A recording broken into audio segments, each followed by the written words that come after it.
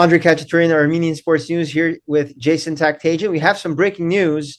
It's March Madness, Jason, but a lot of Armenians around the world are going to be very mad about this breaking news for very different reasons.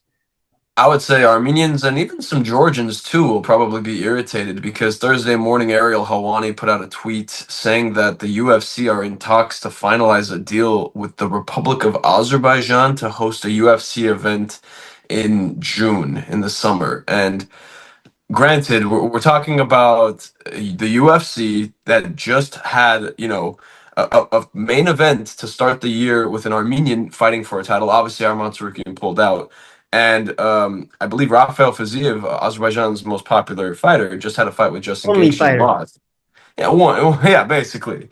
And it's just shocking that this is the news that we've kind of woken up to, that of all the countries in the Caucasus region, it's Azerbaijan that the UFC are in talks with and getting close to a deal. Obviously, nothing is set in stone just yet. This is still preliminary reporting. However, this is credible because it's coming from somebody like Ariel Helwani, and he justified within that 2 minute or so video, justified the decision from the UFC, saying, "Oh, you might think to yourself, oh, why Azerbaijan? Well, they have 10 million people that live there, and it's bordered by countries like Iran, Georgia, Russia, Armenia."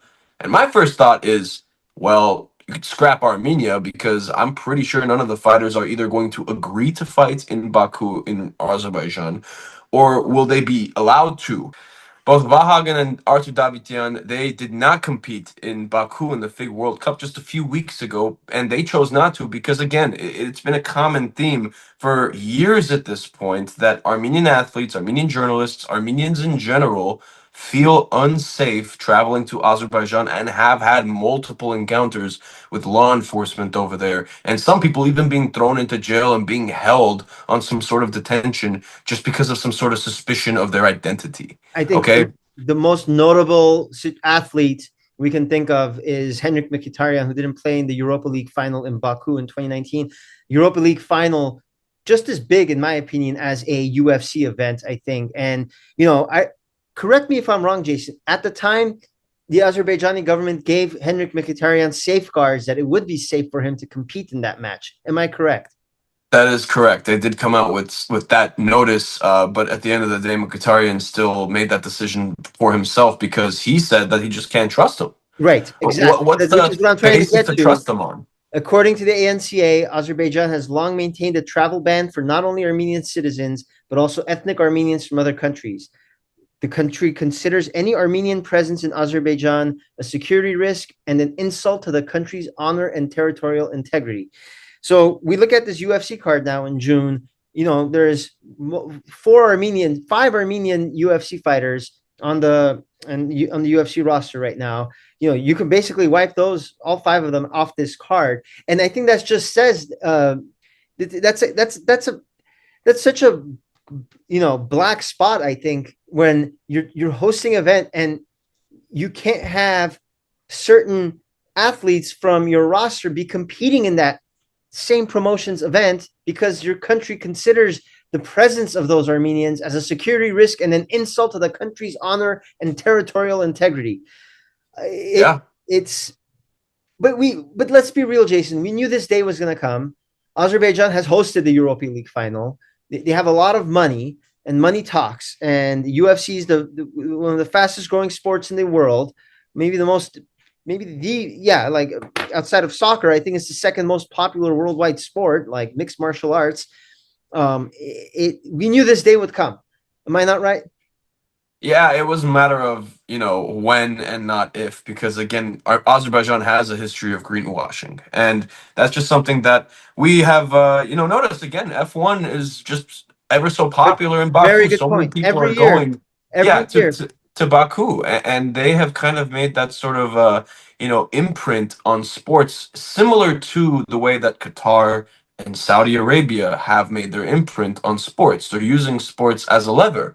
I mean, I know some soccer fans can remember Azerbaijan being the sponsor for Atletico Madrid about a decade ago.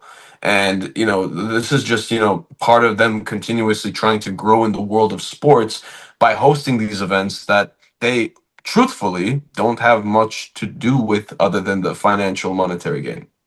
And you talk about the F1, and and you talk about even the FIG, which is the FIG World Cup, which is the International Gymnastics World Cup, and you had two Olympians, Vahag and Artur Davtyan, one of them an Olympic medalist, not competing there.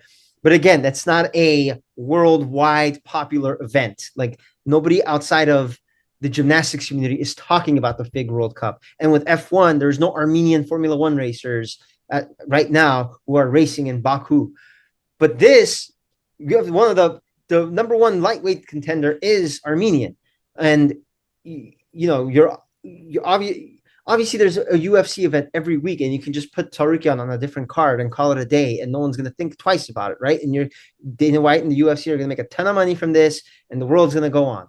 But I'm just saying, the idea of not being able to showcase your top talent because of these crazy rules that politics, because of these crazy politics, is, I think, ridiculous. Imagine Justin Gaethje, or imagine Conor McGregor wasn't allowed to fight in London because of the Ireland and England controversy. Yeah, it would be international news. Everybody would be talking about it. Everybody would be talking about it. So that's what I'm trying to get at. Imagine you had an Israeli fighter and they put the UFC card in an Arabic country, and they were not allowed.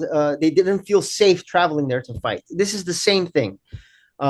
So nobody will talk about it. The world will unfortunately continue to move on, but hopefully one of these fighters gives a statement. You have Arman's the biggest voice in the UFC for Armenian fighters. Edmund's another voice.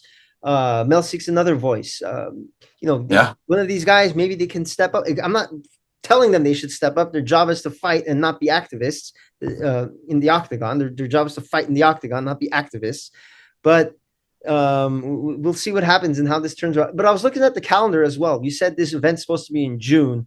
The June calendar looks pretty full already. I guess there's a date on June 21st, but they have. So I would assume it's a UFC Fight Night sort of event. It wouldn't be a main pay-per-view.